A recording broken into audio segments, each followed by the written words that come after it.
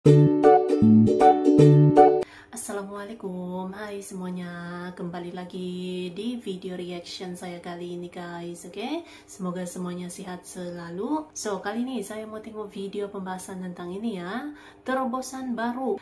Indonesia sulap batu bara jadi LPG, energi yang tak terbayangkan. Ada lagi terobosan baru gitu kan, daripada Indonesia mau mengubah batu bara ke LPG ini. Dan tiada yang mustahil ya buat Indonesia, sebabkan memang kaya dengan sumber alamnya itu, dan ada banyak produk-produk turunan yang bisa diproduksi dari sumber-sumber alamnya ini. Tiada yang mustahil bagi Indonesia gitu kan. Banyak terobosan-terobosan yang mahu dikembangkan oleh Indonesia ini, luar biasa. So, jangan lama-lama lagi, mari sama tengok video ini. Let's go. Untuk mencapai kesejahteraan sejati, kemakmuran yang sebenarnya, kita harus melakukan hilirisasi kepada semua komoditas yang kita miliki. Sekarang tuh bukan hanya bahan Nilai tambah gitu ya, tapi dari semua komoditas itu harus menambah kekuatan ekonomi kita sehingga rakyat kita bisa mencapai tingkat hidup yang sejahtera. Seluruh komoditas kita harus bisa dinikmati oleh seluruh rakyat Indonesia. Di era kepemimpinan Presiden Prabowo, ketahanan pangan dan energi merupakan salah satu fokus utamanya dalam pembangunan nasional. Meskipun demikian, ketahanan pangan dan energi jika ditelaah lebih dalam prakteknya tak semudah seperti apa yang dibayangkan.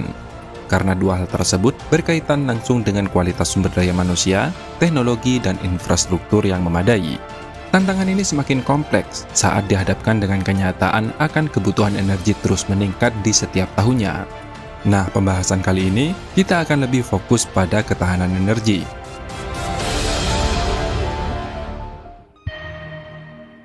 Untuk kebutuhan BBM, mungkin sebagian orang sudah tahu kalau Indonesia akan memanfaatkan kelapa sawit sebagai alternatif sumber energi. Namun kita tak boleh lupa jika kebutuhan energi khususnya untuk kebutuhan rumah tangga, itu ada yang namanya liquefied petroleum gas atau yang dikenal dengan LPG. Saat ini, produksi LPG nasional hanya mencapai sekitar 1,9 juta ton per tahun, sementara konsumsinya mencapai 8 juta ton per tahun. Hal ini mengindikasikan bahwa Indonesia masih harus mengimpor sekitar 6,1 juta ton LPG di setiap tahunnya. Ketergantungan yang tinggi pada impor akan menimbulkan resiko bagi stabilitas energi dan perekonomian negara kita. Untuk membahas lebih lanjut, pertama kita harus tahu dulu apa itu LPG. LPG merupakan bahan bakar yang terdiri dari propana dan butana, yang umumnya dihasilkan melalui penyulingan minyak bumi. Namun, produksi minyak bumi Indonesia tidak sebanding dengan negara-negara penghasil minyak besar seperti negara-negara Arab misalnya, sehingga pasokan LPG yang dihasilkan pun tidak sebesar mereka. Ketergantungan pada impor LPG ini dampaknya tidak main-main, mengakibatkan kerentanan terutama ketika harga minyak global berfluktuatif. Dalam konteks ini, penting bagi Indonesia untuk mencari alternatif sumber energi yang lebih mandiri dan berkelanjutan. Salah satu alternatif yang menjanjikan adalah DME atau dimethyl ether yang dapat dihasilkan dari batu bara. Menurut penelitian para ahli dari Teknik Kimia ITB, DME memiliki sifat yang mirip dengan LPG, menjadikannya kandidat yang menarik untuk menggantikan LPG.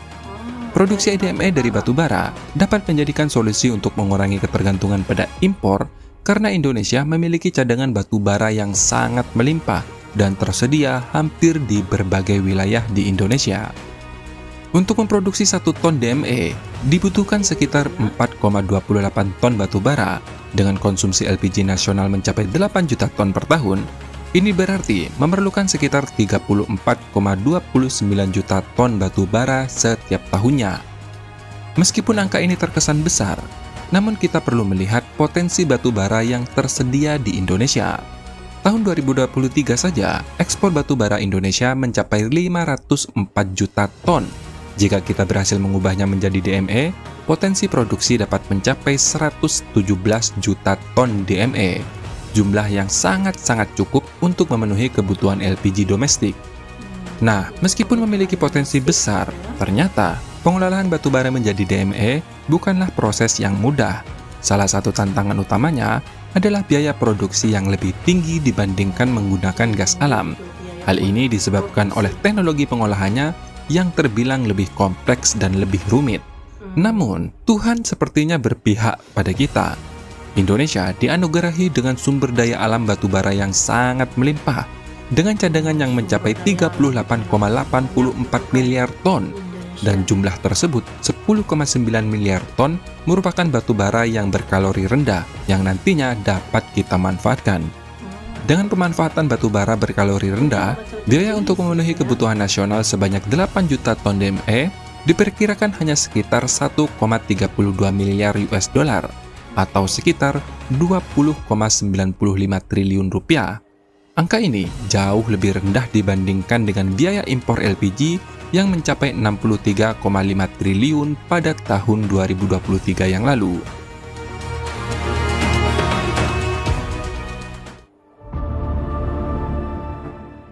Kabar baiknya, Indonesia sudah memulai langkah nyata dalam memanfaatkan batubara untuk menghasilkan DME melalui program gratifikasi batubara. Program ini telah ditetapkan sebagai proyek strategis nasional dan dimulai pada tahun 2020 yang lalu melalui Perpres nomor 109 tahun 2020. Groundbreaking proyek ini telah dilakukan oleh Presiden ke-7, yaitu Presiden Joko Widodo, pada 24 Januari 2022 di kawasan industri Tanjung Enim, Muara Enim, Sumatera Selatan. Dan dengan mengucap Bismillahirrahmanirrahim, pada pagi hari ini, groundbreaking proyek hilirisasi batubara menjadi dimethyl ether DME saya nyatakan dimulai. Artinya, proyek ini bukan omon-omon bro, tapi langkah nyata bahwa Indonesia sudah mulai hilirisasi batubara. PT Bukit Asam Tbk ditunjuk sebagai pelaksana proyek ini bekerja sama dengan Air Product, yaitu perusahaan asal Amerika, dan Pertamina untuk membangun fasilitas pemurnian DME. Fasilitas ini direncanakan akan selesai pada tahun 2026 dan mulai beroperasi pada tahun 2027 dengan kapasitas produksi 1,4 juta ton DME per tahun yang setara dengan LPG.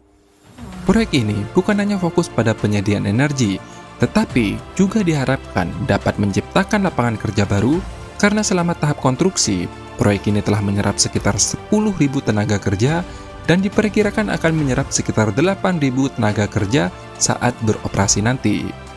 Dengan membuka lapangan kerja yang baru, proyek ini dapat memberikan nilai tambah bagi masyarakat setempat dan meningkatkan ekonomi regional bro. Kita doakan saja, ke depan pemerintah lebih fokus lagi dalam hilirisasi batubara menjadi DME atau pengganti LPG, karena selain meningkatkan ketahanan energi nasional, tetapi juga dapat menciptakan peluang ekonomi baru. Dan kita berharap pemerintah akan terus fokus pada hilirisasi batubara sebagai solusi untuk tantangan energi ini. Dengan memanfaatkan potensi sumber daya alam yang melimpah, Indonesia dapat melangkah menuju masa depan yang lebih mandiri dan berkelanjutan dalam penyediaan energi. Nah, sampai di sini informasinya. Semoga informasi ini bermanfaat. Terima kasih sudah menonton. Sampai jumpa di next video. Dadah. Saya telah mencanangkan bahwa Indonesia harus segera swasembada pangan dalam waktu yang sesingkat-singkatnya. Kita juga harus swasembada energi. Dalam keadaan kemungkinan terjadi perang di mana-mana, kita harus siap dengan kemungkinan yang paling jelek. Jadi Indonesia sebenarnya memang bisa membuat banyak terobosan-terobosan baru gitu ya, dengan melimpahnya sumber daya alamnya, dari bahan mentahnya itu dihilirisasi gitu kan, bisa memproduksi banyak produk-produk turunan dan juga sekaligus memenuhi juga gitu kan kebutuhan domestik itu, seperti contohnya gitu kan macam yang Indonesia tengah kembangkan, yaitu bahan bakar daripada minyak sawit, lepas itu yang ini gitu kan untuk dijadikan LPG gitu ya, dari batu bara diubah menjadi LPG juga gitu. Jadi memang Indonesia itu mampu untuk membuat banyak gitu terobosan-terobosan baru dari sumber daya alam yang sangat melimpah yang dimiliki oleh Indonesia. Jadi Indonesia itu memang sangat kaya gitu ya, memang kaya dengan sumber alamnya, dan memang tidak mustahil untuk melakukan terobosan-terobosan yang lebih besar lagi gitu ya. Mantap. So, terima kasih banyak sebab kamu sudah menonton video ini. Jangan lupa macam biasa untuk support channel saya dengan subscribe, like video ini, dan jangan lupa untuk komen juga, oke? Terima kasih banyak dan kita jumpa lagi di video seterusnya. Assalamualaikum.